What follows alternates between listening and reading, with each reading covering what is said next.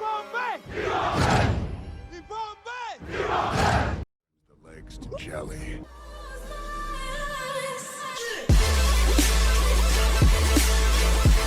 Since the sad and untimely death of Chadwick Boseman, a lot of Marvel fans have been left wondering what will happen to the Black Panther franchise in the future now that this bright star is gone. It was recently brought to light that no one at Marvel Studios or Disney knew that Chadwick Boseman was sick because he had the intention of completing Black Panther 2, but sadly this would never come to pass, so there is definitely a big question mark hanging over the film. I too have been wondering just what kind of approach they will be taking moving forward for Black Panther 2 that is scheduled to be released in 2022.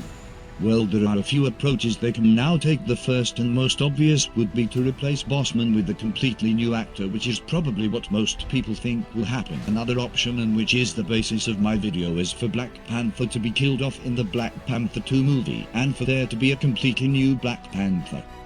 Now there are a number of different ways Marvel could tackle this within the new movie's storyline, such as T'Challa possibly dying in battle or being killed by an illness, and because that character can be portrayed on screen fully suited and masked, this can be done without Chadwick having to be in the movie. And if they do want to show glimpses of Chadwick, then they could do something similar to what Star Wars did with Princess Leia's death by using deleted scenes from previous movies, which is a good option. Or my preferred suggestion, using very brief CGI. CGI is always improving, and the film is not set to be released until 2022, so it wouldn't be a bad idea to possibly use some brief CGI of Chadwick. They should have enough time to perfect this should they choose to go down this route. For possibilities for the new Black Panther, originally many people wanted Michael J. White to do the role, because he is an excellent martial artist, and Black Panther is one of the best martial artists at hand-to-hand fighting in the Marvel Universe, and there is hardly anyone who can go toe-to-toe with him in hand-to-hand combat besides people like Blade and Fist. So the possibility of an existing character taking on the role could be a strong possibility, such as Shuri taking up the mantle from her brother. Now here's my thoughts. What if the new king is Killmonger? They already hinted that Killmonger would return in the second film, but what if he is returning as a good guy, or at least an anti-hero? I believe this is a strong possibility, and before anyone says Killmonger is dead and that's not possible, all I have to say is it's a Marvel film. There are quite a number of ways someone presumed dead can return.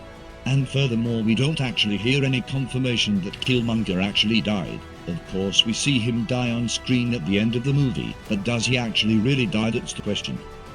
You have to remember, Killmonger is not a normal guy, and he had the power of the purple juice, which most likely increased his durability and could have helped him to survive getting a spear to the stomach, which otherwise would prove fatal to a normal person.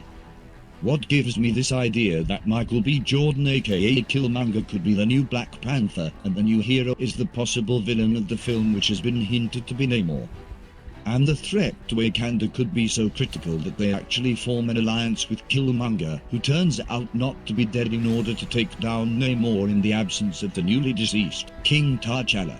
I think something like that would be a really epic twist. But what do you think, guys? Do you think a new actor should replace Boseman, or do you think the MCU should kill off the character and make way for a completely new Black Panther such as Shuri or Killmonger?